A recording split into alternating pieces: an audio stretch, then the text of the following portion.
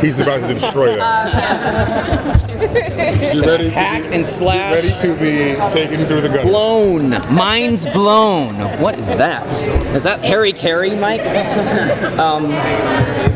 Nice. Yeah, I bang a lot. I do a lot of. I'm very articulate.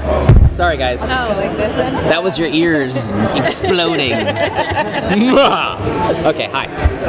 Hi, friends. So, Winslow Schott in the comics. I go by Winn. Yeah. Just kidding. Well, in the comics, he has a very, we'll say, conflicted relationship with Cat Grant. Yes. Is it interesting for you, kind of having that in the back of your mind as you're playing this character? Yeah, well, I mean, I don't know if you saw the pilot. It's not hard to have a conflicting interest with Cat Grant. She's a very difficult person, I imagine, to work with. I mean, I haven't had any scenes with her yet, but yeah, I mean, I think it's cool to keep that in the back of our minds, but at the same time, we're sort of reinventing all these characters' origin stories. I mean, you can see it by having a very different kind of Jimmy Olsen. We're kind of reworking Kara's whole story and Hank's story, and everybody's kind of finding their own thing. And we don't know a whole lot about Winn. I mean, he appears on and off in comics throughout the years, but I think we have a little bit more leverage to really create this character from scratch. And I can't imagine having named him that he's not going to get to a darker place eventually. But right now he's fun, excitable, youthful, really happy, and sort of silly and quirky and young and in love with Kara, even though she doesn't like him like that, but it's okay, they're still friends.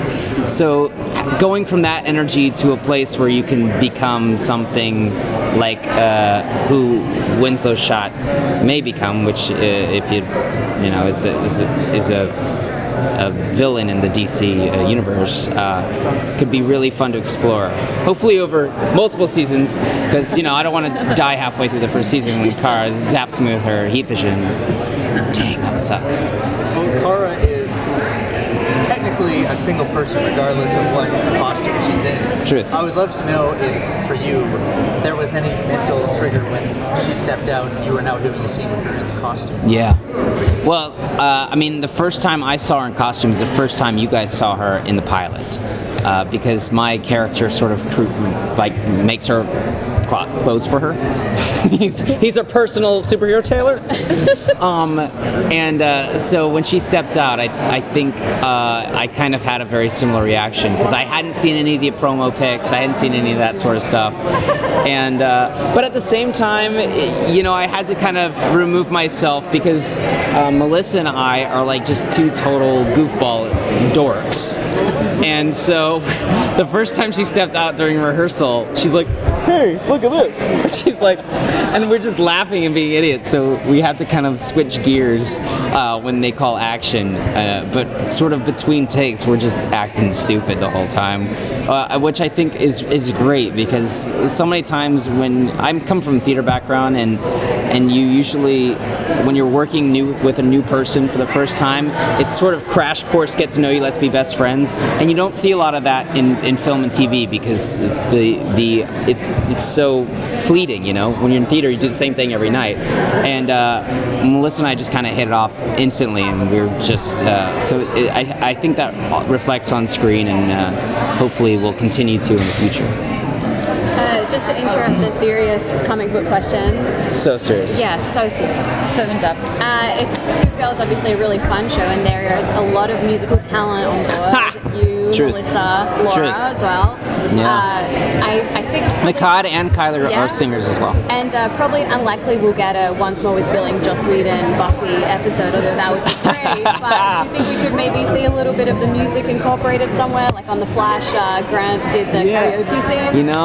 That's up to these guys. I think if that happens, wait a second, let us establish these new characters, because people see, especially Melissa and I as singers,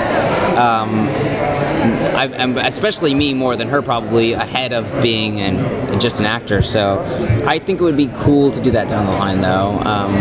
we could also do fun promo-y things with it and keep it out of the actual show. But we'll see. It might be a little. I was like, next year for Comic-Con for our panel, we should just do like a big group number to introduce the show. You should pitch that. I'm already pitching it, yo. If it doesn't happen next year, it's not my fault. Clark Gregg and Bennett from Agents of S.H.I.E.L.D. went down the entire red carpet yesterday creating jingles for all of the media outlets that they were on camera for. That's incredible. See? Well, short of singing, for a theater background, then how is it for you to be playing basically the audience surrogate in a lot of the scenes that you're pilot? Is that a different kind of challenge for you, or is that kind of a bit more exciting? It's so much easier and more exciting. Like when I read the pilot, I was the audience member at that point, and I was like, well, this is the character that I relate to because I feel like him. I feel like that's me watching the show. He's like sort of experiencing these sort of fanboy moments for the first time, and and I'm really excited to kind of be that character that people, especially people at Comic-Con, could sort of relate to. At least at first. So that's really fun.